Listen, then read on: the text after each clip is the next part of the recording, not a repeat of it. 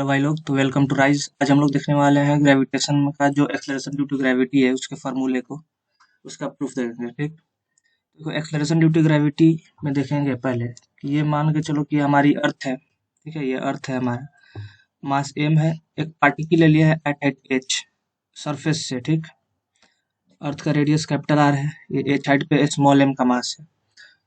अब देखो, यदि हम बात करें कि दोनों के बीच में फोर्स क्या लग रहा है, दोनों ऑब्जेक्ट के बीच में फोर्स क्या लग रहा है, तो ठीक है, तो फोर्स क्या, देखो इससे पहले एक चीज अपने इजीएस्ट के लिए कर लेते हैं। मान लो कि ऑब्जेक्ट से इसके सेंटर के बीच का जो डिस्टेंस है ना, यानी कि आर प्लस एच को हम क्या मान लेते हैं, देखना इनको हम मान लेते हैं स्मॉल आर। ठीक है, इसको हम क्या मान लेते हैं, स्मॉल आर, यानी कि small R is equal to R plus H. ठीक है, अब चलो प्रूफ पे चलते हैं। तो अब दोनों के बीच में फोर्स जब लिखेंगे, फोर्स इज इक्वल टू क्या आएगा, फोर्स इक्वल टू आएगा G M by R square, यही होता है G M by R square. लेकिन यदि इस ऑब्जेक्ट के ऊपर देखें, ठीक है, इसके ऊपर जो स्मॉल मास एम है एट हाइट एच, इसके ऊपर अर्थ इस तरीके से फोर्स लगा रही होगी एम इंटू जी। ठीक है, यानी कि फोर्स लगा रही होगी अपने ओर, तो यानी कि F is equal to M into G भी तो लिख सकते हैं, F equal to M into G. और यही जी क्या है, यही जी हमारा जो है ग्रेविटेशनल कांस्टेंट है, यही जी है क्या हमारा ग्रेविटेशनल कांस्टेंट, जिस फोर्स से अर्थ अट्रैक्ट कर रही है वही है एक्सेलरेशन ड्यू टू ग्रेविटी। यही जी हमें चाहिए, तो जी इक्वल टू क्या लिख सकते हैं, एफ बाई एम। एम किसका है, पार्टिकल का। ठीक है, पार्टिकल का एम, यहाँ से एफ हमें पता है, दोनों पार्टिकल्स के बीच में क्या लग रहा है, तो यानी कि जी इक्वल टू हम बोल सकते हैं G M M by R square, और ये एम से डिवाइड करना है, तो एम से एम कैंसिल, तो जी इक्वल टू हमारे पास क्या आ गया, G equal to G M, ठीक है, G M by R square. अब देखो हमने आर को क्या माना था, आर प्लस एच, यानी कि R square is equal to R plus H का स्क्वायर है। अब हम मानते हैं कि जो एच एच है वो आर से छोटा है, यानी कि ये बोल दो कि ये जो एच हाइट लिए है वो near the surface of earth कहीं इधर लिए है या इधर कहीं है, इसी पे इसी के आसपास है। यानी कि एच बहुत छोटा है कि आर के रिस्पेक्ट में उसको छोड़ा जा सकता है, नेग्लेक्ट किया जा सकता है। अब क्या करेंगे, एच इक्वल टू आर कर देते हैं, यानी कि इसको हम जब लिखे तो G M is by R square को हम लिख सकते हैं आर प्लस एच का होल स्क्वायर।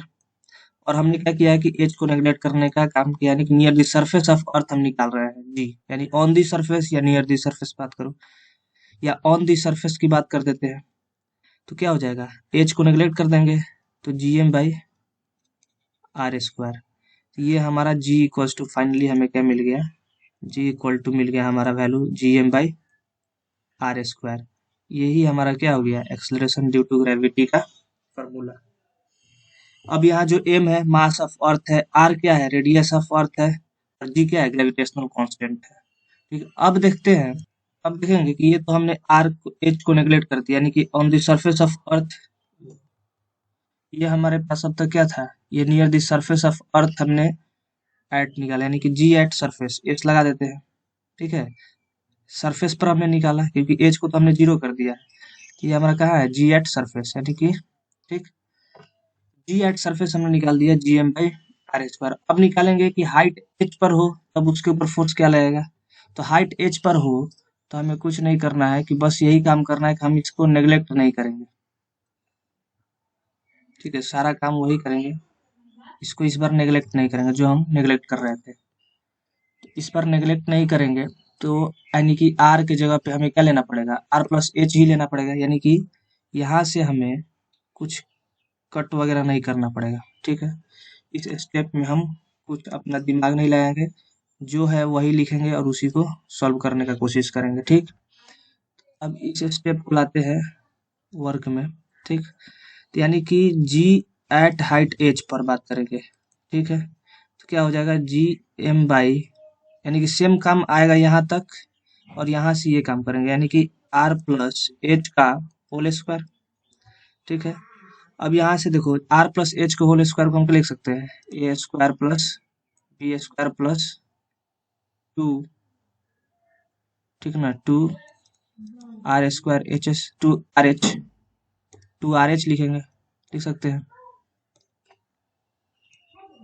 ठीक, अब मान लो यहाँ से हम आर स्क्वायर कॉमन ले लिए इसमें से, तो क्या मिलेगा 1 plus H square by R square plus 2h by R, ये मिलेगा।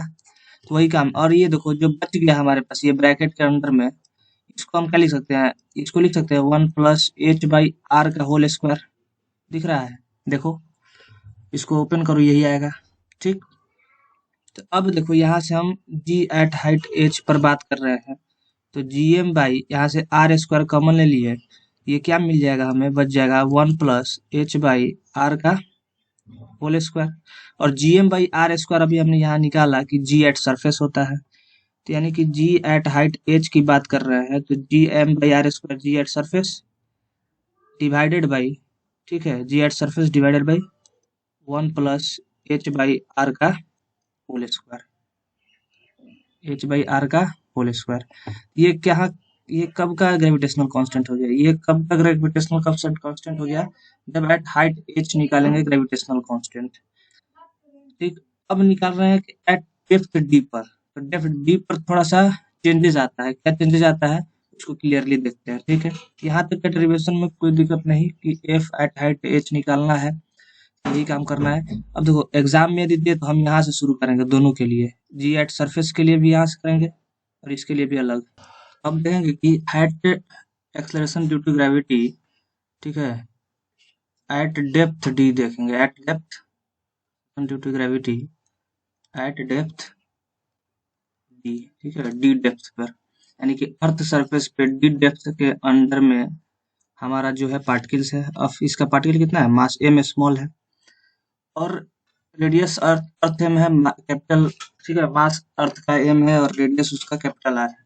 ठीक, अब समझो यहाँ पे कि क्या प्रॉब्लम आएगा, यहाँ पे प्रॉब्लम जो आएगा कि इस पार्टिकल मास एम और ये जो अर्थ है, क्या इस पार्टिकल पर ये जो बाहर का मास बच रहा है जो डी के अंडर में है, देखना अभी जो हम हाईलाइट करेंगे, ठीक है ना, ये देखो इस तरीके से, ये जो अभी इधर दिखेगा तुम्हें, अरे यार ये सब जो है, ये वाला एरिया, क्या ये मास जो है उस पार्टिकल के ऊपर कोई फोर्स लगाएगा जो डेप्थ में है, ये कुछ फोर्स नहीं लगाएगा। ठीक है, ये बस वैसे ही है। यहाँ फोर्स लगेगा वो है ये रेड कलर के अंदर वाला, रेड कलर के अंदर वाला मास जो है इसके ऊपर फोर्स लगाएगा। ठीक, तो अब इस केस में क्या करेंगे कि इस केस में आगे प्रोसीड करने से पहले हमें ये अंदर वाला मास निकालना पड़ेगा। ठीक है, अंदर वाला मास निकालना पड़ेगा जो कि आर माइनस डी रेडियस में है। ठीक, तो यही एक एट डेप्थ वाला में एक दिक्कत हो रहा होता है कि इसको किस तरीके से करेंगे। ठीक, तो मेन जहाँ ये ट्रिक स्ट्राइक कर गया कि ये रेड कलर के अंदर वाला जो है ये मास मतलब कि फोर्स लगाएगा, तो इसका मास निकाल दो, इसका मास निकाल दो, फोर्स लगा दो, उसके बाद सेम जो काम कर रहे थे अब तक वही करना है। इसका मास निकालते हैं, तो या इसका मास कैसे निकालेंगे, पहले मास इसका निकालेंगे उसके बाद आगे काम करेंगे। तो पहले मास निकालते हैं, तो मास कैसे निकालेंगे कि दोनों का डेंसिटी क्या होगा, डेंसिटी सेम होगा। तो डेंसिटी सेम होगा तो डेंसिटी पे निकालते हैं जो स्मॉलेस्ट मास है उसका, वो भी स्फीयर है, तो उसका क्या होगा, डेंसिटी इज इक्वल टू क्या होता है, मास बाई वॉल्यूम होता है ना, डेंसिटी इज इक्वल टू होता है मास बाई वॉल्यूम। ठीक, density equal to mass by volume, तो डेंसिटी ये है, मास उसका स्मॉल एम हमने माना है। ठीक है, और वॉल्यूम क्या हो जाएगा स्फीयर का, 4/3 पाई आर क्यूब। ठीक है, 4/3 पाई आर क्यूब, इसको स्मॉल एम से हम डिनोट कर देते हैं, 4/3 पाई आर क्यूब इज, ठीक, और दोनों का डेंसिटी इक्वल होगा, दोनों की डेंसिटी को इक्वेट कर देते हैं, तो इसका भी क्या हो जाएगा, डेंसिटी ऑफ मास, इसका भी डेंसिटी ऑफ कैपिटल एम मास वाला का क्या हो जाएगा, m/4/3 पाई, इसके अंडर का क्या हो जाएगा, इसका मास क्या हो जाएगा, इसका मास जो होगा वो हो जाएगा r माइनस, ठीक, d का होल क्यूब होगा। तो हो गया यहाँ तक। अब देखो क्या करेंगे, अच्छा एक चीज देखो, एक चीज यहाँ पे प्रॉब्लम हो गया यहाँ जो मास लेंगे ना, ये हो गया कैपिटल एम, यानी कि पूरे अर्थ का मास। एक सेकंड, गड़बड़ हो गया यहाँ पे। तो डेंसिटी देखो, ये पूरा बड़ा वाला मास है, ये पूरा स्फेयर का मास है कितना, एम है। हमें रेड वाले का निकालना है, तो इसको मान लेते हैं स्मॉलर स्फेयर है, ठीक है। इसको हम डिनोट कर देते हैं एम एस से, मास ऑफ स्मॉलर है, इसको मास ऑफ पूरे अर्थ से। तो मास और डेंसिटी ऑफ स्मॉलर का क्या हो जाएगा, तो मास बाई वॉल्यूम। उसका मास क्या है, मान लेते हैं कि एम एस है, ठीक है, बाई उसका वॉल्यूम क्या हो जाएगा, स्मॉलेस्ट वाले का। तो 4/3 pi R cube, R minus D का क्यूब, ठीक है। और जो डेंसिटी होगा ऑफ अर्थ का पूरे का, तो क्या हो जाएगा, mass of earth by 4/3 pi R cube. क्योंकि इससे हमें तो अभी कोई मतलब नहीं ना है, पहले इसका मास निकालने से मतलब, तो मास इसी से निकलेगा। अब देखो दोनों का इक्वेट कर देते हैं, क्योंकि दोनों डेंसिटी दोनों का क्या होगा, सेम होगा, क्योंकि सेम मास सेम चीज है, सेम थिंग है, एक ही में से दोनों कट हुआ है, दोनों का डेंसिटी सेम होगा। तो इक्वेट करेंगे तो देखो क्या मिलेगा कि mass of smaller by 4/3 pi R minus D का cube equal to mass of earth by 4/3 pi R cube. ये 4/3 पाई और ये 4/3 कट कैंसिल आउट हो गया, यानी कि मास ऑफ स्मॉलर बाई, ठीक है, स्मॉलर का क्या मास हो जाएगा, उसी का निकालना है इन टर्म्स ऑफ उस अर्थ के, क्योंकि जो नॉन नॉन वैल्यू होते हैं उन्हीं के टर्म्स में हम निकालना चाहते हैं। तो मास ऑफ स्मॉलर हमें नहीं पता है, कैसे निकलेगा, तो mass of earth by R cube into R minus D का क्यूब। ये निकल गया mass of smaller radius sphere in terms of mass of earth. ठीक, अब हमें स्मॉलर का मास निकल गया। अब स्मॉलर, ये जो एम एस है स्मॉलर मास है, और जो स्मॉल एम वाला मास है, दोनों के बीच में फोर्स निकाल देंगे। दोनों के बीच में फोर्स निकालेंगे तो क्या होगा, जी मास ऑफ स्मॉलर, ठीक है, और जो स्मॉलेस्ट मास है बाई, दोनों के बीच में डिस्टेंस कितना है, आर माइनस डी का स्क्वायर। तो जी हमें जी रहने देना है, एम एस हमें पता है क्या है, एम ई बाई, ठीक है, एम ई बाई, इधर तो आर माइनस डी का स्क्वायर रहने देते हैं, है वही आर क्यूब, इधर इनटू में आर माइनस डी का क्यूब, ठीक है। ये देखो ये कैंसिल होकर क्यूब के कैंसिल कर देगा, तो हमें मिलेगा क्या, जी एम ऑफ अर्थ, ठीक है, R minus D by R cube, ठीक है। अब यहाँ से G M by R square क्या होता था, अभी वही रहने देते हैं। अभी तो हमें आगे फर्दर प्रोसीड करना है, हमें डी पर जाना है, ठीक है, तो अभी वैसे ही रहने देते हैं। अब चलते हैं कि फोर्स इक्वल्स टू, हमारे पास क्या पता है पहले से हमें कि एफ इज इक्वल टू होता है M into G, G equals to F by M. इसी पर अब तक हम करते आए हैं, तो वही काम करेंगे यहाँ पे भी, वही काम अब करेंगे हम। देखना कैसे, कि जी इक्वल टू क्या लिख देंगे, फोर्स हमारे पास क्या है, G M of earth by into R minus, अरे यार इसका एम तो छूट गया दिख रहा है, ये स्मॉलर एम छूट गया है, तो स्मॉलर एम को हमें नहीं छोड़ना है, क्योंकि पहले ही छोड़ देंगे तो बात बिगड़ जाएगी, क्योंकि लास्ट में कैंसिल कैसे करेंगे उसको, ठीक है। पहले छोड़ने का प्रयास नहीं करना है किसी को। तो एम, ठीक है, R minus D by R cube, और एम से डिवाइड कर देना है इस फोर्स को, तो एम से एम कैंसिल, मिला क्या हमें, G M E mass of earth into R minus D by R cube. देखो G M by R square, यहाँ से क्या लिख सकते हैं, G M by R square को, G M by R square को हम लिख सकते हैं G at surface, G at surface लिख सकते हैं। बच क्या गया, G R minus D by R लिख सकते हैं। नहीं समझ में आया तो एक बार ध्यान से देखो, नहीं समझ में आया तो इसको हम तोड़ करके लिख सकते हैं, सिंपलेस्ट में लिखते हैं पूरा। देखो G M E by R square इधर कॉमन, ठीक है, और R minus D by R same चीज है, जो ये है वही ये भी है, ठीक है, पूरा वही है जो ये है।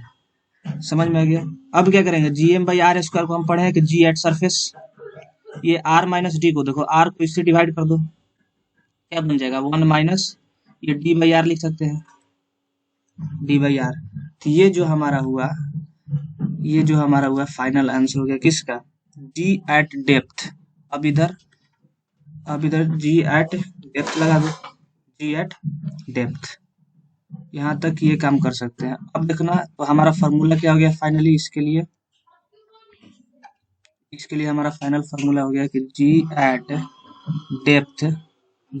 डेप्थ क्या हो गया, g at surface into 1 minus D by R. ठीक है, तो हम लोगों ने एक्सेलरेशन ड्यू टू ग्रेविटी का 3 केस था, ऑन द सरफेस, हाइट और डेप्थ, तीनों क्लियर हो गया। ठीक है।